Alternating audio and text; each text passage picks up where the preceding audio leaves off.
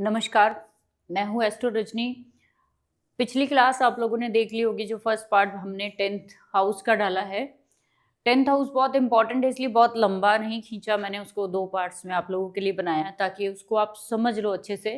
Because ये fix Karma है आपके लाइफ के, और ये फिक्स कर्मा को ठीक करना हमारे लिए बहुत ज़रूरी होता है। और इसी में ही फंसे हुए हैं हम लोग, अगर देखें तो इसी में ही फंसे हुए हैं, अपने नाम पे, अपनी शोहरत पे, अपनी ज़िंदगी में, अपने स्टेटस पे। बस यहीं पे ही हम लोग फंसे रहते हैं कि मैंने इतना किया, मुझे फल नहीं मिला। मैंने लोगों के लिए बहुत दान किया, मुझे कभी पुण्य नहीं मिला। बहुत सारी चीज़ें हैं जो अभी इस क्लास में भी रिवील करूँगी। तो स्वागत है आपका हमारे चैनल पर। आप सभी की बहुत भारी डिमांड और बहुत सारी रिक्वेस्ट के बाद मैंने एक डिसाइड किया है कि आप लोगों को ऑफलाइन भी पढ़ाऊँ।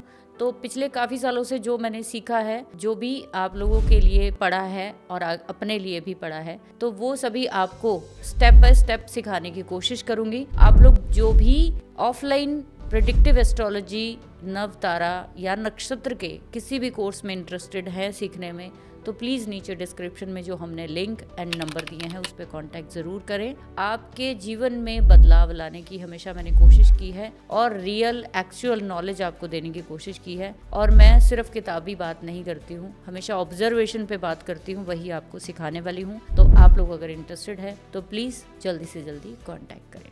Thank you very much. बहुत छोटे छोटे पॉइंट्स हैं, लेकिन वो बहुत इंपॉर्टेंट है, उनको ध्यान से नोट किया करो।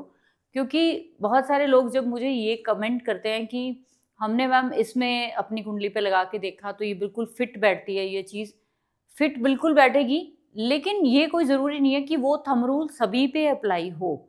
एक ही डिक्टम अगर 10,000 कुंडलियों पे लग जाए तो मुझे नहीं लगता कोई दूसरी ब्रांच ज्योतिष की बनाने की ज़रूरत थी। कभी नहीं ऐसे होता कि एक थंब रूल सब पे लग जाए, ठीक है? क्योंकि हर व्यक्ति का कर्म, परिवार, संस्कार सब कुछ अलग है। सबसे इम्पोर्टेंट चीज़ जो बताई गई है ज्योतिष में, जो सबसे अच्छी लगती है मेरे को, वो क्या है कि देश, काल और पात्र। यानी कि जैसा देश है वैसा ही पात्र होगा, वैसा ही आपका स्वभाव होगा, वैसे ही आपके रिचुअल्स, आपकी परंपराएं होंगी, वैसी आपकी परवरिश होगी। तो आप पे हो सकता है ये रूल लगे ही ना, ठीक है? सो आप कहाँ बैठे हो वो जरूर देखो, अपनी परवरिश देखो, अपने संस्कार देखो, अपना परिवार देखो, और फिर आप इसको जोड़ने की कोशिश करो। सो स्टार्ट करते हैं आज की क्लास। तो नेक्स्ट जो मैंने आपको लास्ट टाइम बताया था कि ये जो 10th हाउस है, 10th हाउस में जो प्लैनेट्स हैं वो कैसे रिजल्ट देते हैं, अभी मैंने आपको ट्राइन कनेक्शन एंड राशियों से बताया। राशियां आप सभी जानते हो अच्छे से, मैंने इसलिए उसको बहुत डिटेल में नहीं बताया, ट्राइन से समझाया है। एंड दूसरी चीज कि अगर आप इसमें 10 पूरे अपने 9 प्लैनेट्स को लेकर चलोगे तो वो कैसी भूमिका निभाते हैं। तो सबसे पहले हमने क्या देखा है कि सन वहाँ का सिग्निफिकेटर प्लैनेट है, जुपिटर सिग्निफिकेटर है, सैटर्न भी वहाँ का कारक है, और मरकरी भी जो है वो इसका कारक है। तो 4 प्लैनेट जो है वो तो खुद ही कारक है। भाई क्यों कारक है, पहले बात समझो आप इस चीज को कि कारक का मतलब क्या होता है। कारक का मतलब होता है कि जो वहां पे जो कर्म करने के लिए हमें क्या क्या चीज की जरूरत होती है। तो सन क्या होती है? सन जो होती है वो दिखाता है आपको डिग्निटी या इंडिपेंडेंस, ठीक है? उसके बाद आपको मरकरी क्या दिखाता है? मरकरी क्यों कारक दिया है? क्योंकि वो बुद्धि को दिखाता है आपके। जुपिटर क्यों दिखाया है? जुपिटर एथिक्स को दिखाता है, नैतिक मूल्यों को दिखाता है आपकी लाइफ में। देन लास्ट में हमारे आते हैं शनि महाराज। शनि महाराज जो है वो कर्म तो है ही, साथ में हार्डशिप्स और मैच्योरिटी, डिसिप्लिन। तो ये कारक क्यों बताए गए हैं, उसका कारण है कि जब आप काम करने लगते हो, अगर आप में उसमें आपको डिग्निटी नहीं मिली, सेल्फ रिस्पेक्ट नहीं आपने रखी, तो भी बेकार है। दिमाग नहीं लगाया उसमें तो भी बेकार है। एथिक्स नहीं रखे तो भी बेकार है। और अगर आप सिर्फ और सिर्फ हार्डवर्क ही करते जा रहे हो, दिमाग, ये सब चीजें जो है ना, ये एक मतलब समझ लो कि किसी बंदे को ना कोई बीमारी है, समझ लो किसी बंदे को कोई बीमारी है, तो ये समझ लो एक पैकेज है आपका, जो पैकेज काम इकट्ठा करके जो आपको जो है आपको ठीक करेगा। ये सब चीजें आपको कर्म क्षेत्र में रखनी पड़ेगी कि अगर आप कहीं पे भी जॉब कर रहे हो तो ये चारों चीज़ें आप अगर उसमें इंक्लाइन कर दोगे तो फिर आपको कोई नहीं रोक सकता आगे बढ़ने को। इसमें से एक भी चीज़ आप निकाल दोगे ना तो आपका करियर जो है वो डिस्टर्ब हो सकता है। मान लो एक इंसान बहुत अच्छी पोजीशन पे है, सन ने बहुत अच्छी डिग्निटी, सेल्फ रिस्पेक्ट, उसको बहुत बड़ा लेवल पे पॉलिटिशियन बना दिया किसी को, ठीक है। अब उसके बाद दिमाग भी बहुत है तो जुबान बहुत अच्छी है ना, बुद्धि के साथ जुबान भी है, तो जुबान बहुत अच्छी है, बन गया चीफ मिनिस्टर, पीएम, सीएम सब बन गए। लेकिन बीच में कहीं ना कहीं एथिक्स की कमी है। हार्डवर्कर बहुत है, बहुत मेहनत की सीएम बनने के लिए, पीएम या आईएएस बनने के लिए, एथिक्स है नहीं। अब ये एथिक्स कहीं ना कहीं आपको कभी ना कभी जीवन में आपको डाउनफॉल फेस करना पड़ेगा, क्योंकि आपने एथिक्स को छोड़ा है। तो कर्म को बड़ा सोच समझ के हमारे ऋषि मुनियों ने 4 सिग्निफिकेटर यहाँ पे दिए हैं।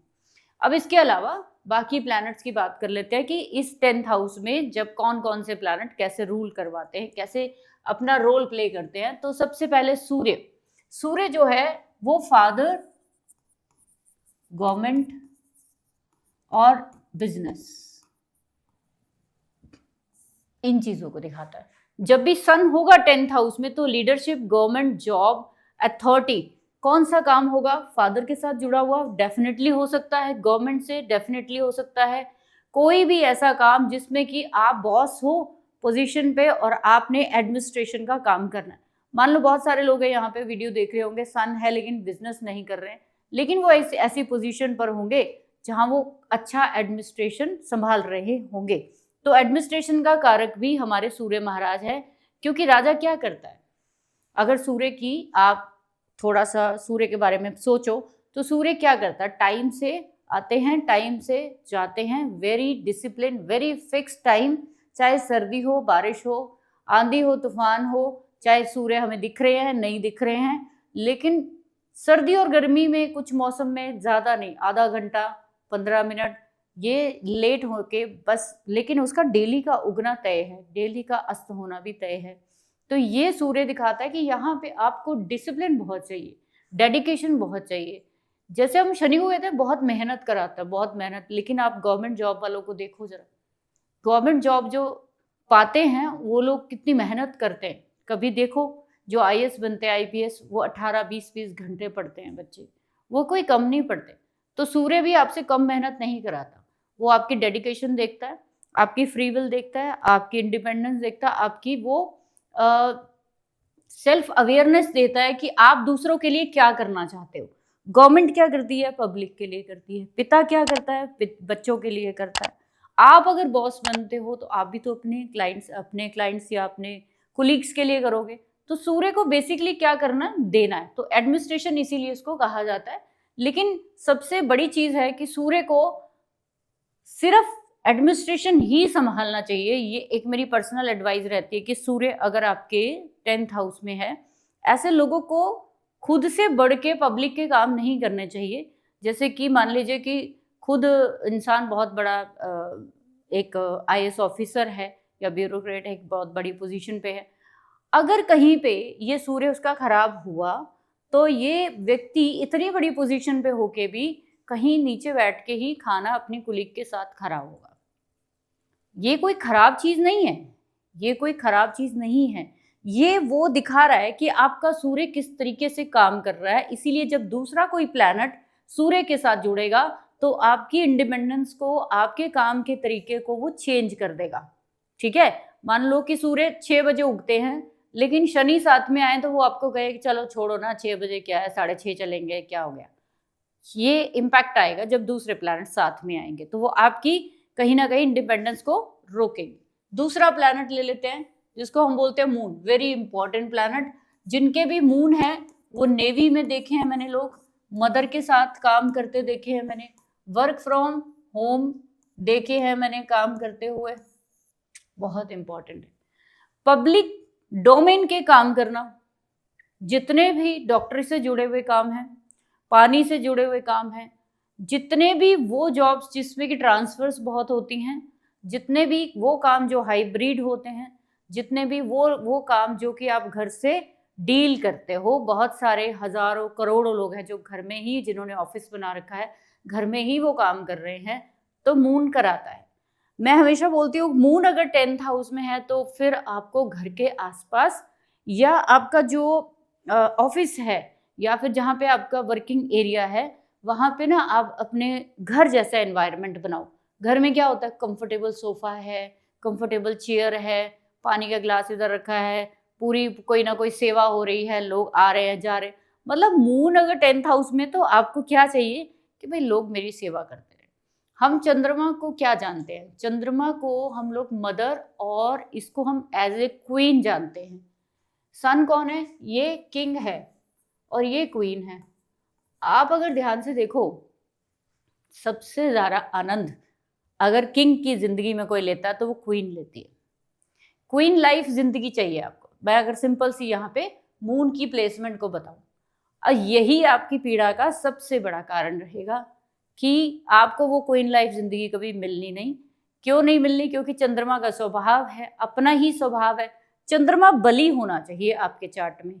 किस तिथि का है, क्या वो अमावस्या का है या वो ऐसी तिथियों का है कि जिसमें बल ही नहीं है, तो आप ऐसा कुछ नहीं कर पाएंगे। उल्टा आपके करियर में आपको इतना अनकंफर्टेबल माहौल मिलेगा जिसमें आप रोते ही रहते हो हमेशा कि मुझे ये नहीं मिला, मुझे वो नहीं मिला। तो ये रिग्रेट यहाँ पे असल में चंद्रमा बता रहा है कि मेरे आसपास बस नौकर चाकर घूमते रहें, मैं सिर्फ साइन ही करूँ वहाँ पे, मैं ऑर्डर ही दूँ और मेरा काम हो जाए। ये चंद्रमा कराता है, ठीक है, 10th हाउस में। आगे चलिए, मार्स। मार्स को हम लोग कमांडर ऑफ पुलिस कहते हैं, कमांडर कहते हैं।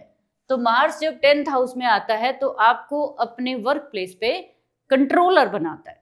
कंट्रोलर इन द सेंस कि आप लीड करते हो, लेकिन राजा क्या करता है, ऑर्डर देता है, एडमिनिस्ट्रेशन देता है। तुम ये वाला, ये व्यक्ति ये राजा बनेगा, ये वाला ये मंत्री ये वाला काम करेगा, तो वो डिवीजन करता राजा। लेकिन कमांडर ऑफ पुलिस का काम है लॉ एंड ऑर्डर पास करना। जब मार्स यहाँ 10th हाउस में आपके आ गए तो वो आपका लॉ एंड ऑर्डर प्लेस कराएगा।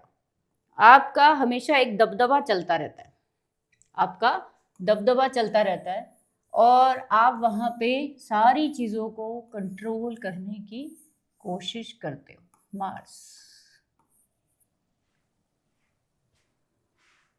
अब बहुत सारे लोग कहेंगे मार्स की दृष्टियाँ होती हैं, फलाने की ये दृष्टि होती है। अभी आप सिंगल प्लैनेट को समझो, 10th हाउस की बात हो रही है, ट्राइन से मार्स कहाँ जुड़ रहा है,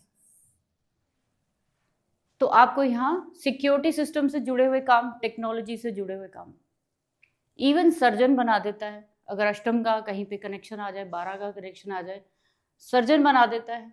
दूसरा, आपको police, army, fire brigade, fire fighters या ज़मीन से जुड़े हुए जितने काम हैं, माइनिंग हो गई, ये सब चीज़ें, जितने भी काम जो है वो सिक्योरिटी सिस्टम से जुड़े हुए, स्पाई कैमरास, सिक्योरिटी करनी, ये सब चीज़ें करवा देता है, ठीक है।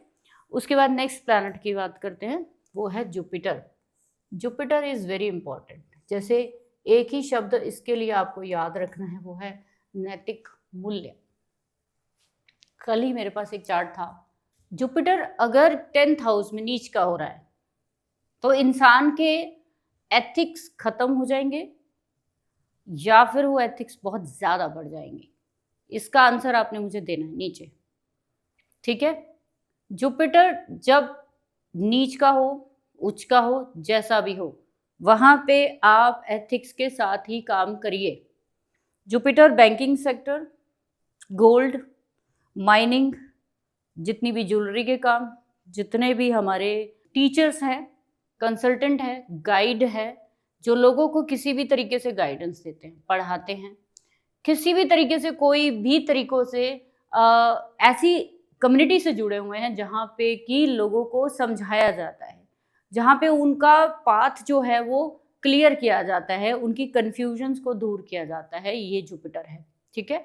आप हमेशा अपनी ज़िंदगी में अपने गुरु को यहाँ पे अच्छा कैसे कर सकते हैं कि आपको सिर्फ और सिर्फ अपने नैतिक मूल्यों का ध्यान रखना है, लोगों के नहीं। जब गुरु, एक हिंट दे देती हूँ, जब गुरु खराब होगा तो दूसरों के नैतिक मूल्यों का ध्यान रखोगे, अपना नहीं रखोगे। लोग क्या कर रहे हैं, आप अपना ध्यान रखिए, फिर ये नीच का गुरु भी आपको बहुत ग्रोथ दे सकता है। नेक्स्ट चीज वीनस। वीनस वीनस हम लोग एक वर्ड यूज करते हैं इसके लिए, लग्जरी नहीं। लग्जरी नहीं, मैं आपको एक और पॉइंट देती हूँ कि वीनस यहाँ पे है तो आपको डॉक्टर बना सकता है। जितने वीनस लेकर बैठे हैं ट्राइन से 2, 6, 10 में, कोई ना कोई नेचुरोपैथ, कोई ना कोई ज़मीन से हर्बल चीज़ों से जुड़ा हुआ कोई ना कोई प्रोफेशन होगा। टीचिंग में भी वीनस लेकर जाता है। आपकी ज़िंदगी में कॉस्मेटिक, ग्लैमर, कपड़ा, ज्वेलरी, डायमंड, प्रीशियस स्टोन्स, महंगे ब्रांड्स, इवन जितनी भी महंगी चीज़ें, फिर वो लाइट्स हो, कपड़ा हो, चाहे कोई महंगी प्रॉपर्टी हो जिसमें ब्यूटी ऐड हो गई, तो वीनस इज ब्यूटी। काम क्या है कि आपने चीज़ों को ब्यूटीफाई करके देना। तो आर्किटेक्चर भी हो गया, जितनी भी चीज़ों में ब्यूटी डाली जाती है, ठीक है, सुंदरता डाली जाती है, उसको क्या किया जाता है, ट्रांसफॉर्म किया जाता है, तो वो वीनस ही है। Next planet Rahu, very important. एक वर्ड जो सभी लोग इसके लिए जानते हो वो है फॉरेन, बट आज के समय में इसको हम जानेंगे इसको टेक्नोलॉजी के साथ। तो जिनके भी राहु 10th हाउस में होते हैं तो वो हायर टेक्नोलॉजी के साथ, कोडिंग के साथ, फॉरेन के साथ, साथ के साथ आपको ये भी देखना है कि ये राहु आपको फॉरेन में तो लेकर जाता ही है अपने करियर के लिए। वर्क फ्रॉम होम आप हो सकता है कोई ऐसी इंटरनेशनल कंपनी के साथ, MNC के साथ हो कि आप घर से काम कर रहे हो, वो भी इंपॉर्टेंट है। लेकिन जब राहु 10th में आता है तो केतु 4th में भी आता है, तो आप लोगों से हट के काम करते हो, लोगों से छुपा के। लोगों को शायद आपके काम का कुछ समझ में नहीं आएगा कि ये व्यक्ति करता क्या है। ये जो राहु है, इसको मैं हमेशा पिछले वीडियोस में मैंने आप लोगों को बताया है कि राहु को आप प्लानर की तरह देखो। राहु क्या करता है, प्लानर करता है। तो जितने भी सॉफ्टवेयर जो डिज़ाइन होते हैं, सॉफ्टवेयर डिज़ाइन होते हैं, वो भी राहु ही कराता है। तो जितने भी हमारी ज़िंदगी में ऐसे काम से जुड़े हुए लोग हैं जो नॉर्मल लोग नहीं करते, जिसमें आपको मेहनत नहीं करनी है, जिसमें आपको सिर्फ और सिर्फ रिसर्च करनी है, इन्वेंशन करनी है, पुरानी परंपराओं को तोड़कर नई चीज़ करनी है। जैसे कोई पुरानी चीज़ हो जाती है, जैसे कि बहुत टाइम हम एक ही मशीन को अपने घर में रखते हैं, जब उसकी टेक्नोलॉजी, जब उसकी सारे फीचर्स, उसके पार्ट्स हमें अब मार्केट में नहीं मिलते, तो आप क्या करते हो, उसकी जगह कुछ नया ढूंढने के लिए निकलते हो, ठीक है।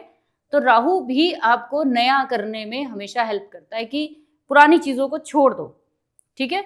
तो राहु 10th हाउस में है, एक हिंट दे रही हूँ, इनके फादर कहीं फॉरेन में जो है वो जुड़े हुए होते हैं। चेक करके मुझे नीचे बता रहा जिनके भी 10th में राहु है, ठीक है। चलिए केतु को ले लेते हैं। केतु महाराज जो है यहाँ पे, केतु को हम बोलते हैं, सारे लोग कहते हैं कि इसको ना ऑकल्ट में इंटरेस्ट होगा, इसमें ऑकल्ट में काम करेगा, ये व्यक्ति ये करेगा वो करेगा, नहीं करेगा।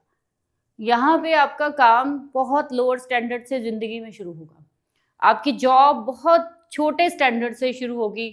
कहीं पे हो सकता है सफाई करनी पड़ जाए पहले, हो सकता है कहीं पे छोटा मोटा कोई क्लैरिकल जॉब करनी पड़ जाए। आपकी इतनी सारी ट्रांसफॉर्मेशन का कारक है केतु। सबसे ज़्यादा अगर 10th हाउस में कोई बैड रिजल्ट देने का रिस्पॉन्सिबल प्लैनेट है तो वो केतु है। रीज़न सिर्फ इतना सा है कि वो सिर्फ और सिर्फ आपको एफर्ट कराना सिखाता है। आप सिर्फ मेहनत ही करते हो, आप वहाँ पे प्लानिंग से नहीं चलते हो, आप कभी किसी की बात नहीं सुनते। आपको लोगों की सलाह जो है, आपको लोग बहुत अच्छे प्लान्स बताते होंगे, आप लोगों को बहुत सारे आपको रास्ते बताते होंगे कि ऐसे कर लो वैसे कर लो, आप नहीं सुनेंगे, बिकॉज केतु को सुनना नहीं आता है। केतु को एक ही काम आता है, वो है दिल। क्योंकि धड़ कट गया ना, धड़ नीचे है, तो ये पूरा जो नीचे का पार्ट है ये क्या है, ये केतु है, दिल होता है हमारा। तो हम लोग क्या करते हैं, बस इतना मिल जाए कि हमारा गुजारा चल जाए, तो आपको सारी जिंदगी उतना ही मिलेगा जितना गुजारा आपको करना है। तो केतु का मैं हमेशा बोलती हूँ कि किसी के लाइफ में अगर केतु 10th हाउस में है, गोचर में भी है, तो वो काम नहीं करने देगा आपको। क्यों नहीं करने देगा? क्योंकि आप दिल से सोच रहे हो, प्रैक्टिकल नहीं सोच रहे हो। तो केतु का सिंपल सा जो फंडा है वो एक ही है कि ये बाय हार्ट काम करते हैं। मेरा दिल इस काम में नहीं है। अगर इनको कोई भी काम पूछे, मेरे को ये काम नहीं अच्छा लगता, मेरे को ये नहीं करना, मेरे को वो नहीं करना, बस नहीं करना नहीं करना, क्योंकि उनको पता ही नहीं है कि करना क्या है। तो प्लीज़ केतु जिनके भी 10th हाउस में है, मेरी हाथ जोड़ के उनसे विनती है किसी अच्छे एडवाइज़र से एडवाइस लीजिए, जो आपकी फील्ड के मास्टर हों, उनको पूछिए कि वो कैसे सफल हुए। आप अपना लाइफ में एक गाइड बना लीजिए करियर में, नहीं तो आप ज़िंदगी में सफल नहीं हो सकते।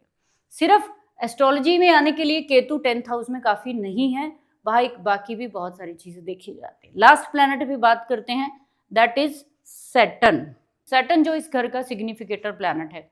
शनि क्या होता है, कहते हैं कि डिले का कारक है, शनि जी पीड़ा का कारक है, पापी प्लैनेट है, ये है वो है, हम लोग भी बोलते हैं, बहुत सारे अपशब्द बोलते हैं शनि देव के लिए। एक्चुअल में शनि जो है वो आपको काम करना सिखाता है, कर्म करना सिखाता है, तो वो किसी को भी पसंद नहीं है। सब अपनी क्वीन लाइफ जिंदगी चाहते हैं। कभी सोचा है किसी ने कि 4th हाउस जो है वो मून का है, क्वीन का, ये क्वीन, और ये वाला जो है सैटर्न जो है मून के बिल्कुल सामने बैठा है। सैटर्न क्या है, नौकर। क्वीन चाहते तो अब यही हो, सैटर्न जब 4th हाउस में 10th हाउस में, कि क्वीन लाइफ हो। मैंने हमेशा बोला किसी भी भाव का जो सामने वाला 7वां भाव होता है वो उसका पूरक भाव होता है। क्या चाहते हो, क्वीन लाइफ जिंदगी, उसके लिए हार्डवर्क कर रहे हो, बहुत हार्डवर्क करते हो। जब भी शनि होता 10th हाउस में, गारंटी है कि उन लोगों की लाइफ में बहुत अच्छा टाइम पीरियड एक आता है। और जब दशा आएगी, बेशक गोचर के समय आपको तकलीफों का सामना करना पड़े, बट कहीं ना कहीं आपको बहुत अच्छा रिजल्ट ये देकर जाएगा। बिकॉज शनि जो है वो डिनाई नहीं करता है कि मैं नहीं दूंगा, वो कहता है कि मैं दूंगा। आप मैच्योरिटी, समझदारी, डिसिप्लिन और थोड़ा धीरे काम करिए। आप अगर शनि और मंगल 10th हाउस में लेकर बैठे हो, तो आपकी नेचर क्या है कि ये जो मेरे काम है ये फटाफट हो जाए, जल्दी हो जाए, जल्दी हो जाए, जल्दी हो जाए, जिसके चक्कर में आप अपने कुलीग्स के साथ लड़ाई झगड़ा करते हो। गलत है। जब शनि की नेचर आपको समझनी पड़ेगी, जो बड़ा प्लैनेट होगा चलेगी उसी। तो शनि बहुत बड़े प्लैनेट है, बहुत बड़ा उनका दायरा है। इनकी 2 राशियां हैं, 10 और 11। तो आपकी इनकम डिपेंड करती है शनि के ऊपर। आपके पैर, आपके लेग्स, ठीक है, आपके लेग्स जो है वो शनि से डिनोट होते हैं। जब भी करियर में दिक्कत आएगी तो लेग्स में भी दिक्कत आएगी। शनि को ठीक करना, किसी भी प्लैनेट को ठीक करना बहुत मुश्किल नहीं है। जस्ट पहले उसकी सिग्निफिकेशन को समझिए। आपके 10th हाउस में वो प्लैनेट चाहता क्या है उसको समझिए, वो चीज़ें वहाँ अरेंज करिए जो मैंने आपको राय दी है। रेमेडीज बहुत सारे लोग मुझे क्या करें, शनि के लिए क्या करें, मंगल के लिए क्या करें। सिंपल सी बात है, अगर सन है तो अपने आप को लीडर बना के रखिए, लेकिन ईगो मत लाइए। आप राजा बनिए, एडमिनिस्ट्रेटर बनिए, लेकिन ईगो मत लाइए। तरीके से दूसरों की इज्जत का भी ख्याल रखिए, क्योंकि सूर्य जो है वो इज्जत को इज्जत का प्लैनेट है, रिस्पेक्ट का प्लैनेट है। आप जितनी दोगे उतनी मिलेगी। आप पब्लिक, मून जो है वो आपको सुखों यानी कंफर्ट का प्लैनेट है, ठीक है। आप अपने लिए क्वीन लाइफ जिंदगी, आप अपने लिए क्वीन लाइफ जिंदगी मांग रहे हो, तो दूसरों की पहले क्वीन लाइफ जिंदगी को अरेंज करिए। दूसरों की लाइफ से उनकी चीज़ों को देखकर जो है वो मत अरेंज करिए। मार्स एक्शन को दिखाता है, आप एक्शन करिए, लेकिन ईगो, एग्रेशन, गुस्से में, लड़ाई झगड़े से बचिए। जुपिटर आपको एथिक्स, जैसे मैंने बोला, अपने नैतिक मूल्यों का ध्यान रखिए। वीनस हमेशा अपनी परफेक्शन, अपनी प्रैक्टिस पे काम करिए, तो वो आपको ज़रूर बहुत कुछ अपना देगा। सैटर्न, जैसे मैंने बोला कि डिसिप्लिन से काम करिए। सैटर्न आपको हार्डशिप्स देता है, सैटर्न मैच्योरिटी देता है, समझदारी देता है। धीरे धीरे वो चीज़ें ग्रो होंगी, बट परमानेंट होंगी। उसके बाद राहु है, वो सडन राइज देता है, तो सडन राइज से बचे। अगर आपको राइज मिल ही गया है, वहाँ पे ठहरना कैसे है उसकी राय दूसरों से ज़रूर लीजिए। केतु है, तो आपको हमेशा अनकन्वेंशनल करियर जो डिटैचमेंट है वो फेस करनी पड़ती है। तो केतु के लिए मेरी एक ही पर्सनल राय होती है, तो प्लीज़ अपने करियर के एरियाज़ में अपना एक मास्टर बना लीजिए, ठीक है। मरकरी है, ज़ुबान को कंट्रोल करिए, अपनी बुद्धि को सही से इस्तेमाल करिए, तो आपके करियर में कभी कोई दिक्कत नहीं आएगी। तो ये चीज़ें आपको देखकर अपने करियर में बहुत सारी चीज़ें समझ में आ जाएंगी, 10th हाउस में समझ आ जाएंगी। अब ये प्लैनेट्स मान लीजिए कि 9 के 9 हैं, ये जिन भी घरों के लॉर्ड्स होंगे वहाँ का सिग्निफिकेशन 10th हाउस में ले आएंगे। जैसे मान लीजिए कि शनि 10 नंबर यहाँ पे है और शनि यहाँ पे बैठा है आपका, तो आपका करियर फॉरेन से जुड़ेगा, हॉस्पिटल से जुड़ेगा और चैरिटी, एनजीओ या फिर एक्सपोर्ट इम्पोर्ट से जुड़ेगा। ठीक है, इस तरीके से आपको ये चीज़ें देखनी है। सो आई होप सो आपको समझ आई होंगी और इसको अपने चार्ट्स में लगाइए और समझिए कि आपका कौन सा प्लैनेट वहाँ बैठा हुआ है, क्या रिजल्ट दे रहा है एंड उसको हम कैसे अलाइन कर सकते हैं। अगर किसी व्यक्ति का करियर ठीक हो गया तो उसका घर भी ठीक हो जाएगा, वो खुद भी ठीक हो जाएगा और वो सब चीज़ें अलाइन हो जाएंगी। ठीक है, so thank you very much. Comment ज़रूर दीजिए नीचे, क्या समझ में आया क्या नहीं समझ में आया वो ज़रूर बताना।